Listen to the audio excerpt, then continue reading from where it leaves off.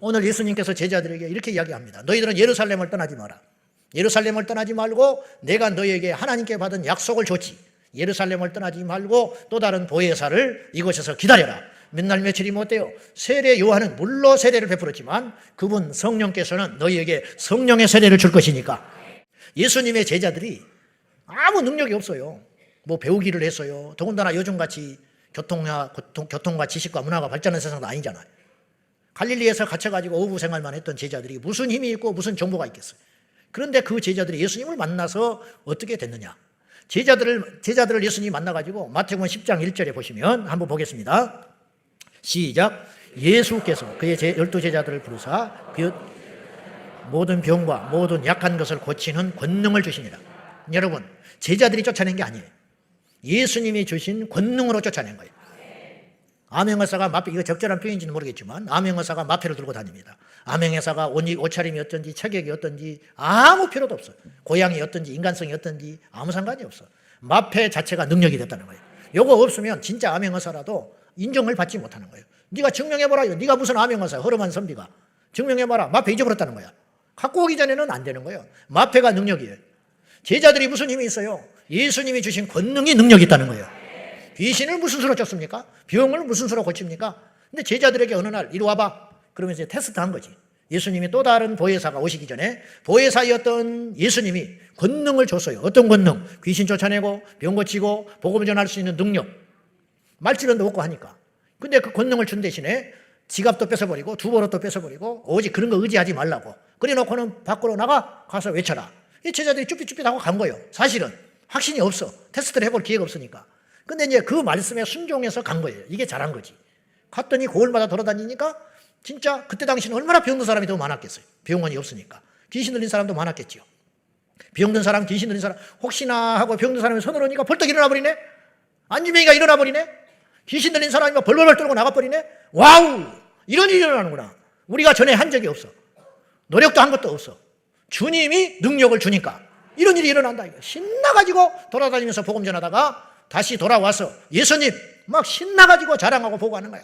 정말로 주님의 이름으로 귀신이 쫓아나더이다. 이 말은 뭐예요? 의심했다는 뜻이에요. 진짜 그런 일이 일어납니다. 이럴 수가 있습니까? 막 흥분해가지고 이렇게 했다는 거예요. 그러면 예수님이 계셨기 때문에 예수님이 능력을 줬기 때문에 그런 일이 일어났지요.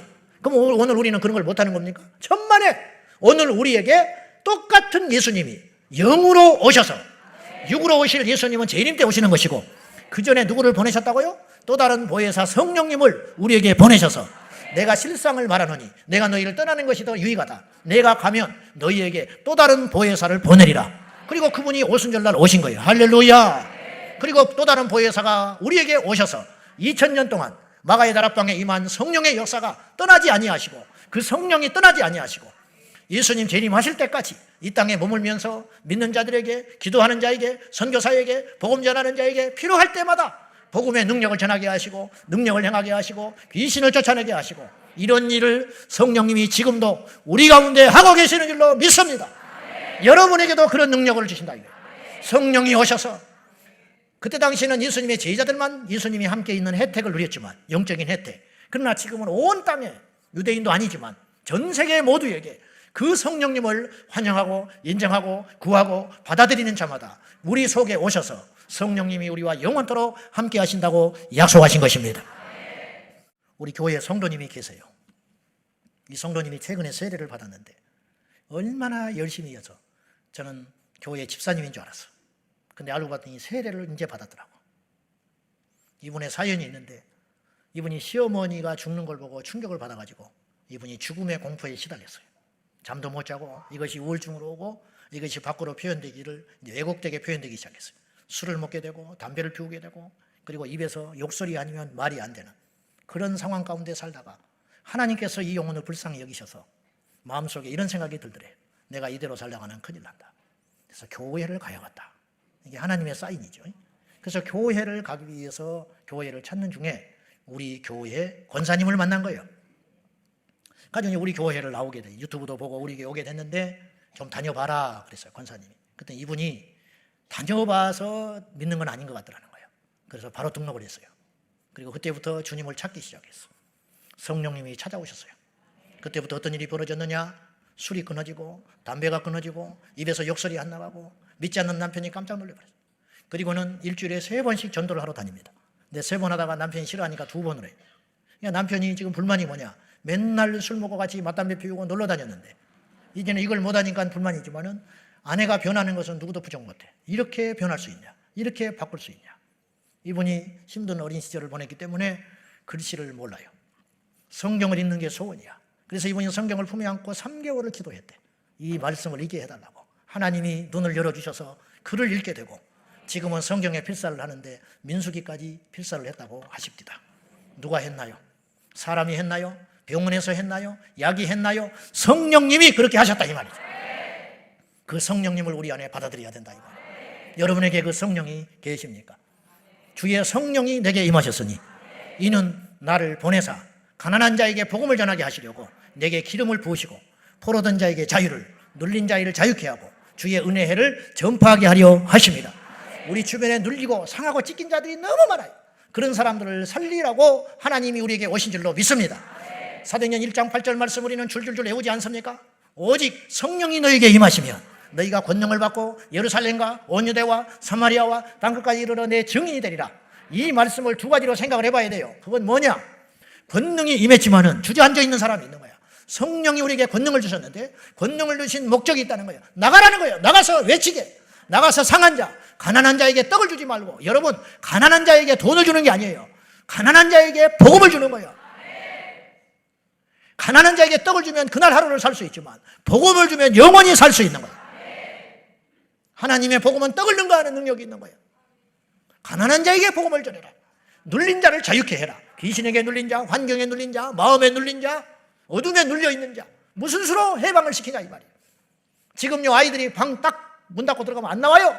영적으로 확 눌려가지고 게임 중독, 인터넷 중독, 스마트폰 중독, 나가서 햇볕을 쬐지 않아요. 무슨 수로 그걸 구출해내냐 이 말이에요.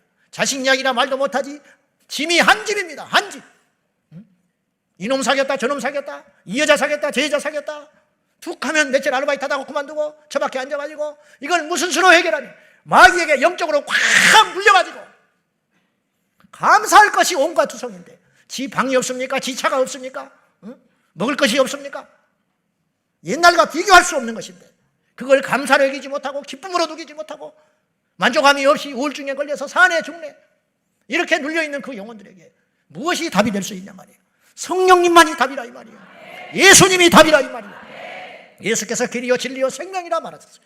그 말은 무슨 말이요? 성령이 우리에게 오시면 예수를 오염시키는, 예수를 전염시키는 사람, 예수만을 전해라 이 말. 예수님을 전하면 예수님이 그들에게 보혜사가 되셔서 성령으로 오셔서 그 인생을 힘있게 만들고 그 인생에게 살만나게 만드시고 그 인생을 변화시키는 역사가 성령님만이 하실 수 있다. 할렐루야. 눌리고 상하고 찢긴 자 해방시켜라. 새롭게 하거라. 그렇게 말씀하시는 거예요. 그렇다면 이제 지난 시간과 오늘까지 걸쳐서 결론은 이거예요. 성령 받은 우리는 어떻게 살아야 되냐 이런 거예요. 성령 받은 우리는 어떻게 살아야 되냐. 성령이 오시면 방언이 일어나겠죠. 그렇다고 방언 안 한다고 해서 성령 못 받다는 뜻은 절대 아니에요. 왜냐하면 은사기 때문에 방언 없이도 성령 받은 증거가 나타나요. 예수님을 믿고 있다는 것 자체가 그것이 곧 성령 받은 증거입니다. 열등감을 느낄 필요는 없는데 아무튼 성령이 우리에게 오시면 어떤 일이 일어나잖아요. 힘이 생긴다든지 천국이 믿어진다든지 지옥의 심판이 무섭게 느껴진다든지 믿지 않는 자들을 보면은 전도를 하고 싶다든지 술을 끊게 된다든지 이런 일이 생기잖아. 이런 변화들이 일어나게 된다는 거예요. 이것이 다 능력이고 힘이라 성령께서 우리에게 그런 에너지를 주시는 것이거든. 그런 힘을 가지고 우리는 어떻게 사냐는 거예요.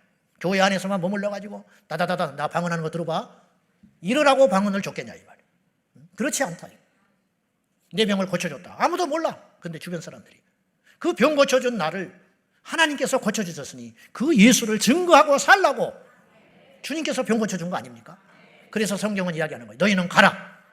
제자들에게 이르시되 가라. 그때 가라고 전제할 적은 지금 가라는 말이 아니에요. 몇 날 며칠이 못 되면 성령 받게 되는 날이 올 텐데 그 성령 받은 너희들은 가라. 예루살렘과 온 유대와 사마리아와 땅끝까지 가라. 그리고 제자들이 흩어졌어요. 제자들이 언어를 못했어요. 그 당시 오늘날처럼 교통이 발전한 것도 아니야. 지식이 팽창한 것도 아니야. 그러나 그 제자는 전 세계에 퍼져갔습니다. 그 옛날에 더 많은 인도, 더 정확히 말하면 파키스탄, 거기에서 복음 전하다가 순교했어요. 사도 바울은 로마에 가서 그는 서바나, 그때는 스페인이 세상의 끝이라고 유럽 세계관에서는 그랬어요. 그 스페인까지 가려다가 못 가고 로마에서 네로 황제 시절에 66년에 열도망 나서 죽었다고 해요. 이게 바로 성령 받은 사람의 증거라. 그냥 잊지 못해요. 폭발적으로 나가는 거야. 나가서 예수를 전하게 되는 거지. 오늘 아침에 카톡에 케냐에서 목회하는 목사님이, 목사님, 제가 모리셔스라는 아프리카 인도양에 있는 섬에 왔습니다. 이곳에 오니 한인교회가 있는데 우리나라 국민들은요, 전 세계에 없는 곳이 없어. 이야, 놀라운 것이. 인구가 150만 정도 모이는 작은 섬인데 아프리카의 싱가포르라고 불리는 곳이래요. 모리셔스 섬에 왔는데 이곳에도 한인교회가 있다는 거예요. 근데 목사님이 안 계십니다. 교인 3명 있습니다. 그 중에 한 분이 안수 집사님인데 우리 교회 영상으로 예배드리다가 변하고 회심해가지고 이분이 뒤집어져서 주님 만나고 거기서 예배를 드리고 교회를 지키고 있는데 이곳에 주의 종이 안 계십니다. 떠나고 없다는 거예요. 목사님, 이곳에 주의 종을 보내주시오. 지가 가지 왜 나한테 보내달라.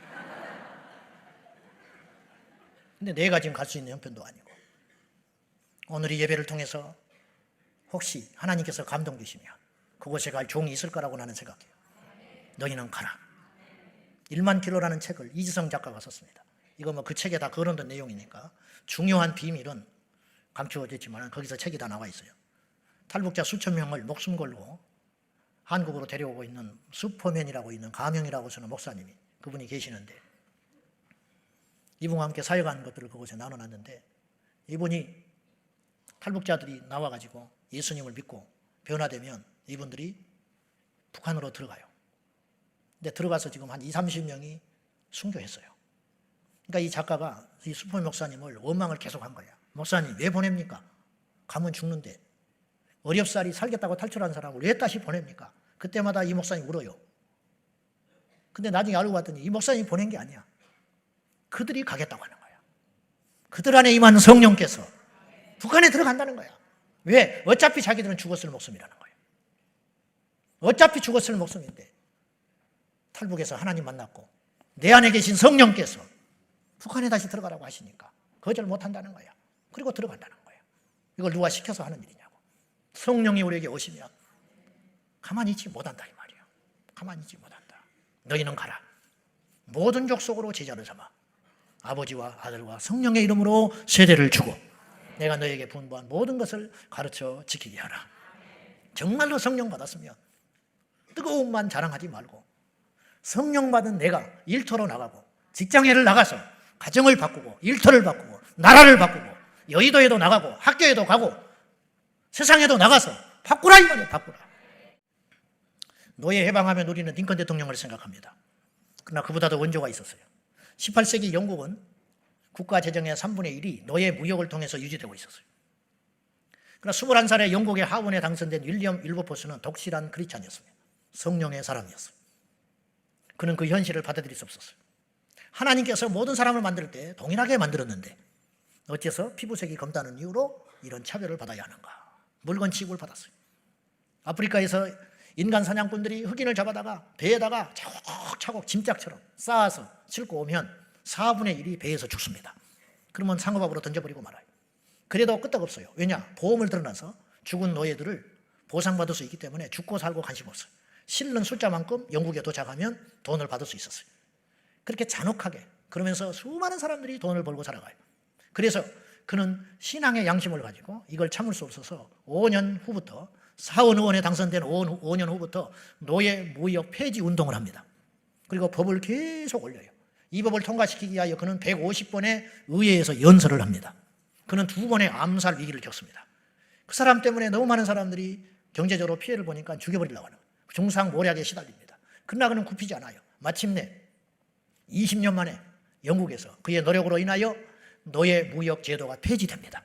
그는 이걸로 만족하지 않고 그 후에 33년을 더 싸워서 30여 년을 싸워가지고 마침내 노예 제도 자체를 폐지시켜버려요. 그는 73세 되던 병상에서 죽어가기 직전 3일 전에 영국 의회에서 노예 제도가 철폐되는 그 소리를 듣고 3일 있다가 죽어요.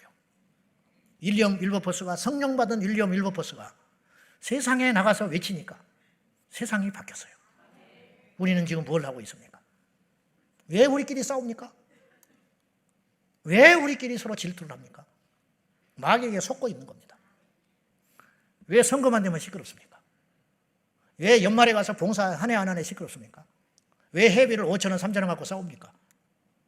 왜 식당에 가서 음식이 맛있다, 맛없다 싸웁니까? 왜 주차 갖고 싸웁니까? 왜 내 새끼가 교회 가서 이랬니 저랬니 가지고 교회를 홀딱 뒤집어 놓습니까? 우리 교회 말고. 주님이 우리를 그거 하라고 부른지 아세요? 그거 하라고 성령 주신지 아세요? 그거 하라고 능력 주신지 아세요? 그거 하라고 여러분에게 그 좋은 머리를 준지 아십니까? 여러분이 잘나서 부자 된 게 아니에요. 나 된 것은 하나님의 은혜라. 여러분이 잘나서 여러분이 기도해서 여러분의 자식이 그렇게 착실하고 잘 살아가는 게 아니라고요. 하나님의 은혜예요. 여러분, 어떤 집은 그렇게 공을 들이지만 자식이 안 되잖아요. 어떤 사람 무관심하는데 지가 알아서 척척척 커가잖아요.